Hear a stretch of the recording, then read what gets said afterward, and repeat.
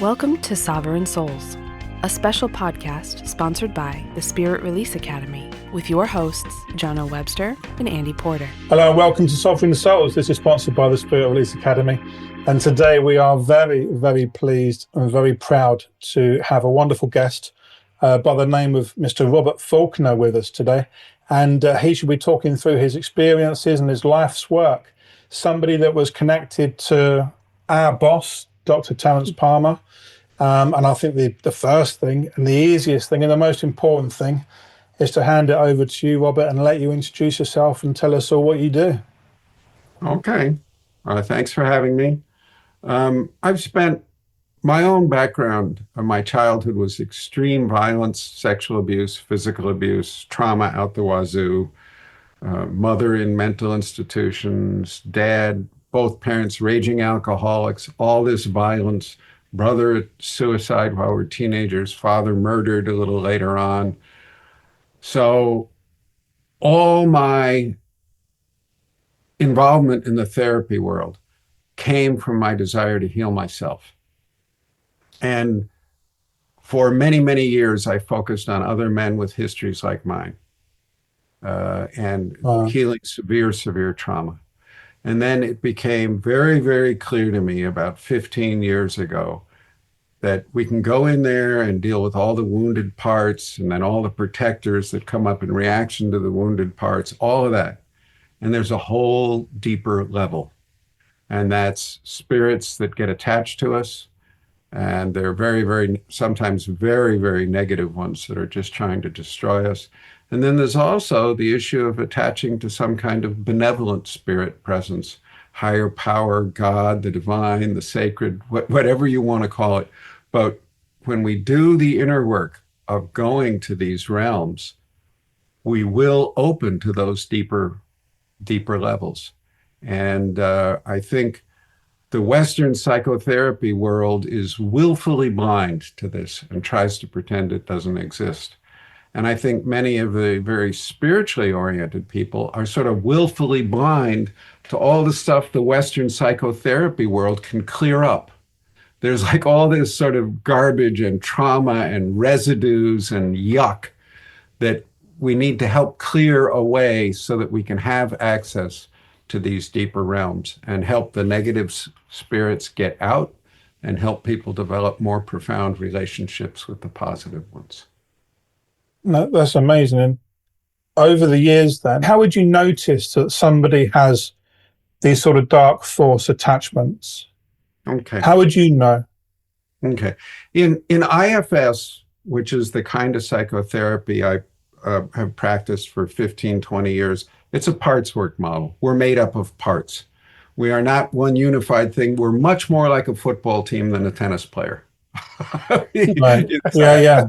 And our model of healing is we want to help that team cooperate. We don't want to throw out any of the parts. There are no bad parts. They're all good. But if you go in there and you work with this for a while, you notice that there's some things in there that have no good intention whatsoever. And every part, if you ask it enough, like a suicidal part, usually their thing is, you know, if the suffering gets absolutely unbearable, I'm the last line of the defense. I can take this person and get them out of their misery. That's what I'm here for. That's a good intention.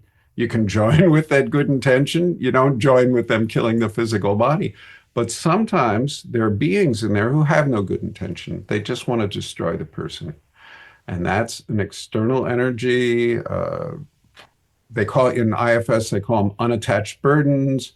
I think the traditional name for it is spirit possession.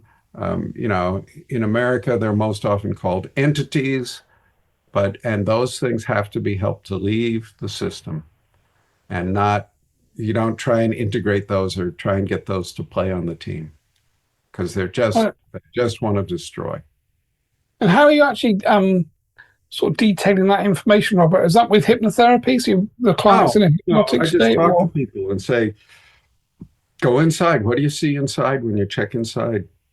Very often these negative entities first appear as critical voices. That would be a good example. You know, you're an idiot. Shut up. Don't do that.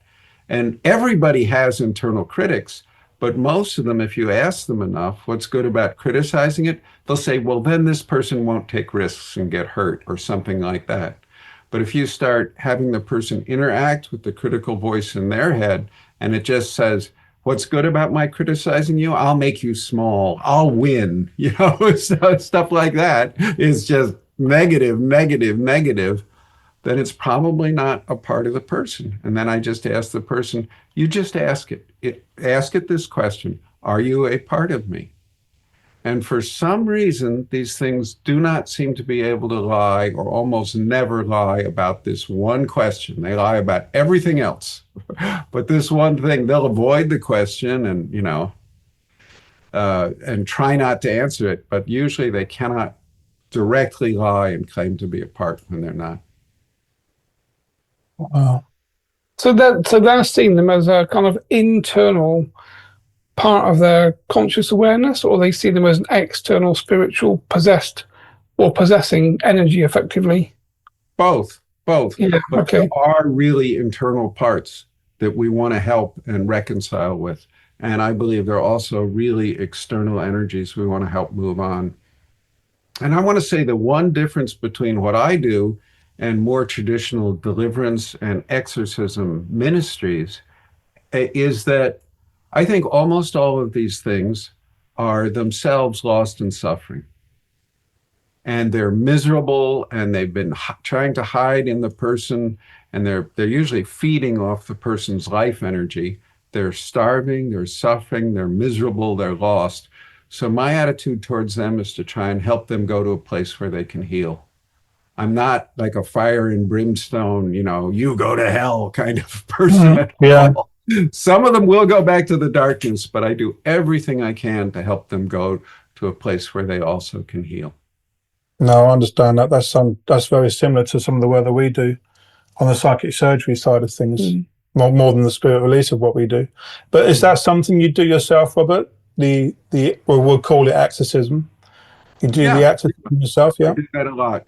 And because psychotherapists in America hate this stuff, when the word got out in the IFS community that I was interested in it, I got all these referrals. Because, it's the client no therapist wanted. So they sent it to me. Yeah, right. It was you got a niche market. I got hundreds and hundreds of referrals. So I got to learn a lot.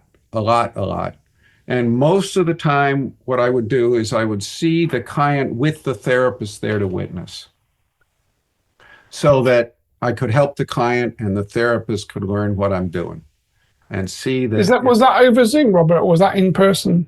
Over Zoom. I don't, since COVID, I don't see anybody in person. I don't have an office, and I won't again. I'm really an old fogey.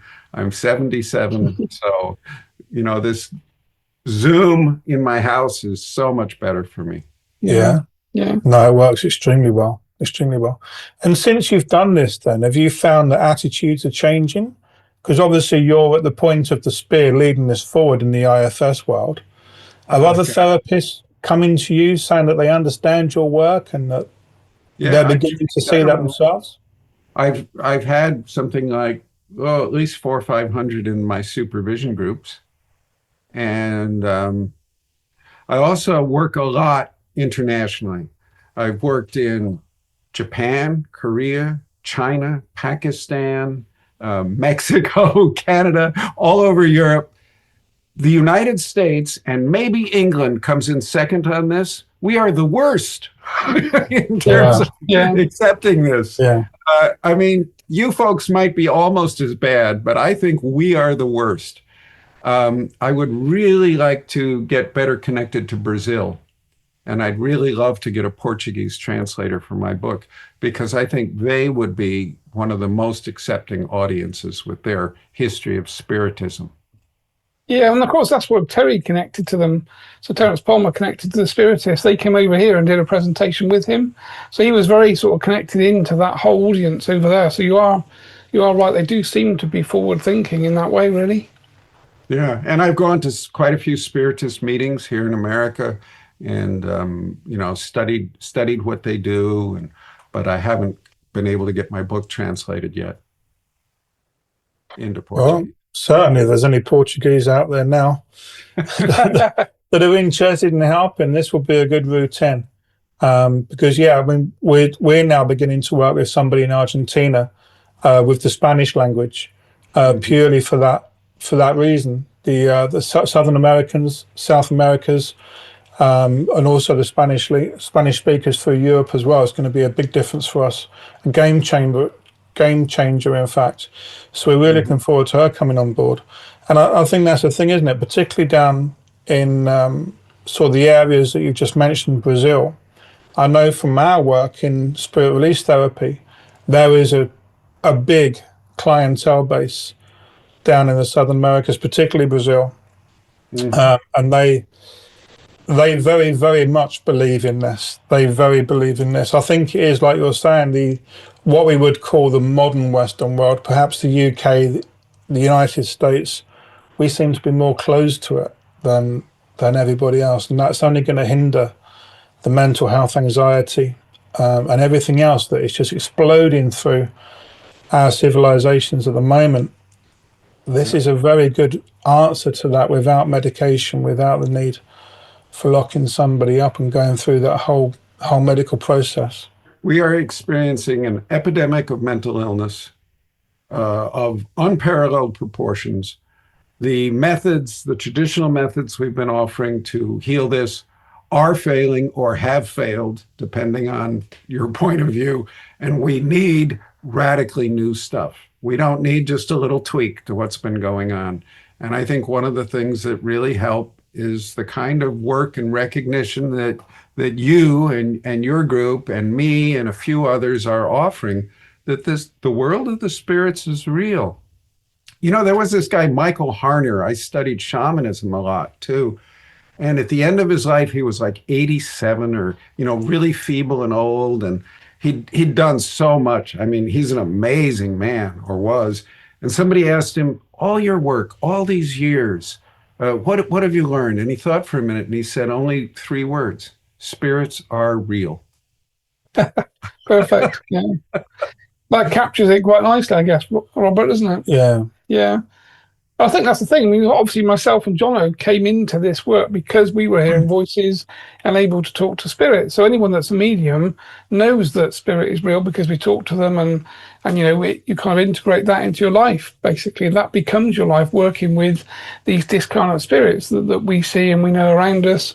And of course, that's kind of how most people get led into understanding the discarnate aspect, and then entity attachments, and of course spirit attachments as well. And I think, well, this is our kind of remit really, to try and get this understanding out to the general public, so that when somebody says I'm hearing voices or I'm having a mental health challenge, the first thing that people in their family say is you need to book a spiritual clearing first before you go off to other other specialist therapists. Yeah, other therapists, basically. Yeah. So try the spiritual bit, because the spiritual bit is so fast. For us, our sessions last less than an hour, really, and are very cheap. So compared to the traditional model, it's kind of a no-brainer, really, from that perspective.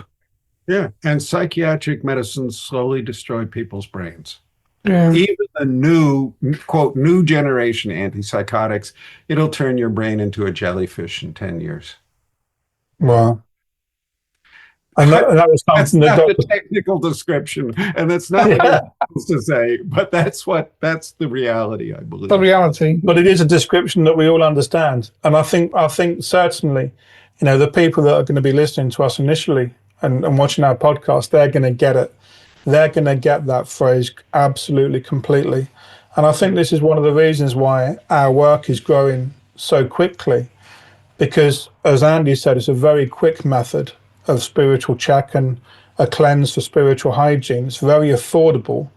And also, you don't have the stigma of going to a doctor and saying that you have that mental illness, going through the whole process, which is degrading at very least. And then you have that medication, which is only going to be there, in my opinion, to disrupt your frequency. And medication isn't going to solve this. This is not a medication thing. Yeah, and some people need to be on meds. I just want to say that, but nowhere near as many as are taking it, and not for long term. Can I tell you a little story? I love Yeah, of stories. course. There was a guy in California, a young man, who had an acute psychotic episode. A danger to himself and others, completely didn't know what was going on, locked up, medicated. And there was a young woman in Thailand. Same thing happened to her. Florid psychosis, had to be locked up, medicated, and, contained until they both came back. The guy in California goes in front of the medicine man, the shaman of the Western world, in his white jacket with his stethoscope behind his big desk. And that guy tells him, your brain is broken. The most intense visionary and emotional experiences of your life, which you just had, are absolutely meaningless. Sorry, it's incurable, and you're going to have to take these meds for the rest of your life. That is effectively a curse, as intense as any witch doctor ever put on anybody. Yeah.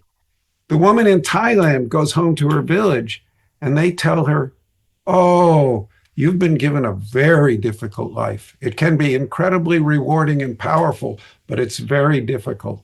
You are on the front lines of the cosmic battle between good and evil. If you fight well, you can save many. She went on to become a healer and had a life that was meaningful to her and meaningful to her community.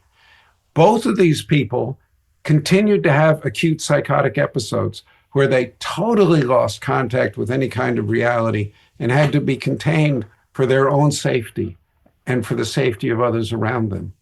One of them had an intensely meaningful and deep life. The other one just was rejected and felt like he was broken garbage. Now, I don't know about internal cosmic battles between good and evil. I'm just Bob, I don't know that kind of stuff. But I can tell who had the better life. And that's the reality, isn't it? I mean, being told by somebody that you would consider to be a professional, a respected person, that this is incurable and you're going to be on medication for the rest of your life and there's not much more you can do about it, so crack on. Yeah. And not healing. And that these experiences, which are very often the most visionary and intense emotional experiences of a person's life, are meaningless. No. No, there's usually meaning there, and often powerful, deep spiritual meaning. It's amazing. So what's your opinion, Robert, of where we are kind of today, really, in terms of trying to, I guess, intersect into the kind of mental health understanding from a kind of scientific and spiritual perspective, trying to bring those two places together? Because it's kind of what we have as our remit, really. We're trying to get to a point that we work with mental health professionals, not it's us doing our work and they're doing their work. We need to collaborate and work together. So do you kind of see a way to do that or way in? Well, I got a foot in both worlds. And, if you looked at my book, The Others Within Us, the research bibliography is 32 pages. And I actually read all that stuff.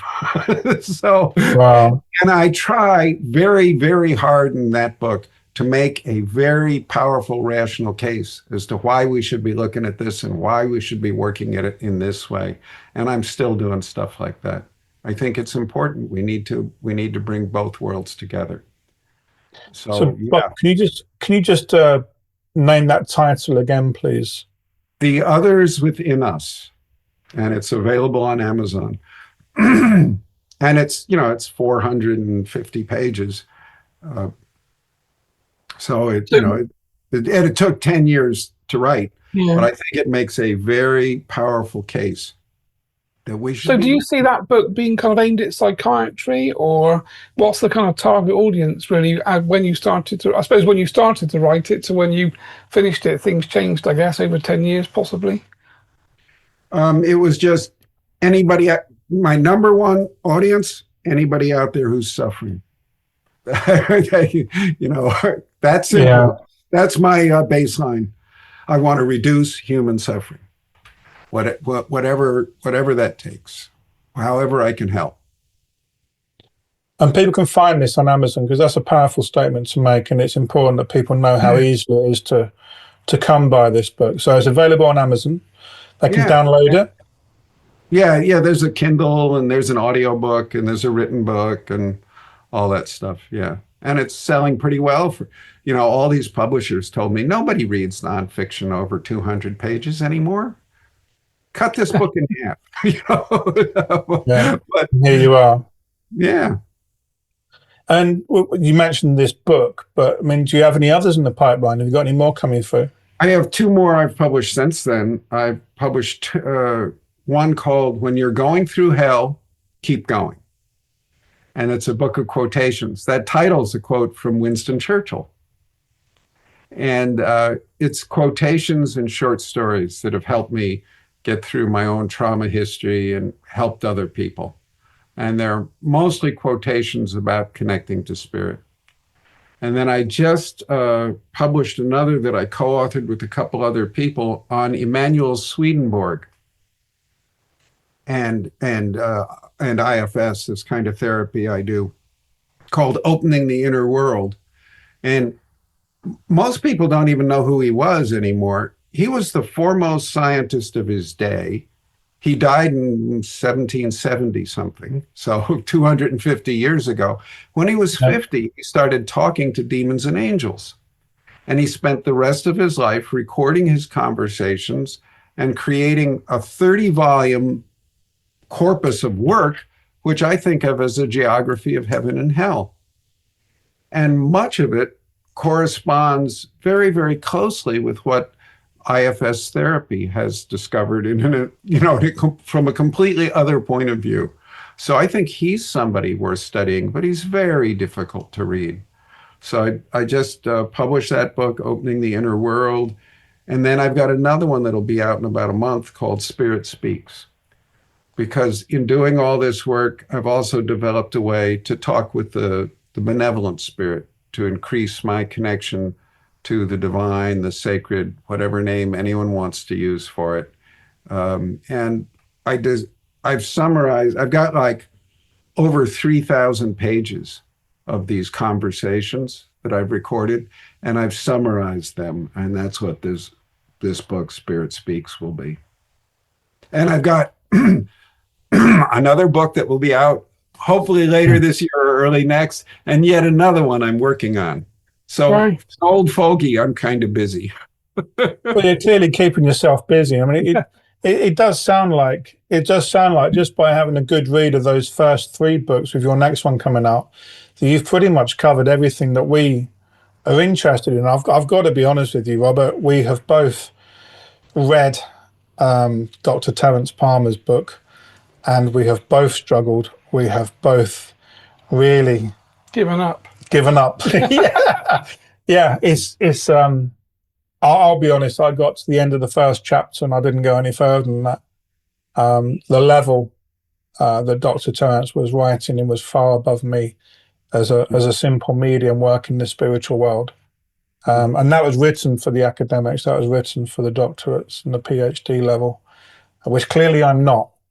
We're not, mate. Yeah. So I did the same. I didn't get very far through, and then Terry said, "How are you getting on?" I said, "I can't understand half it. There's references all over the place, and he doesn't read particularly well." He said, "Well, yeah, but you're not an academic." I said, "No, but you gave me like a book written by an academic for an academic. I need a book written for normal people with pictures." Really. With pictures, yeah, would be good. So I guess that's the thing. It's about the audience, isn't it? When you're writing a book, the narration is going to be targeted to the people that are going to read it and the receptive audience, basically. Yeah, I have another project which I'm working on in my spare time. Which Do is you have any spare time? Graphic novels about the inner world. Oh, that's interesting. Yeah. So is that a pictorial? Animated films. Yeah, fantastic. Yeah. So you actually make these beings and how they work, and specific ones from myself and from other people. But that's a way.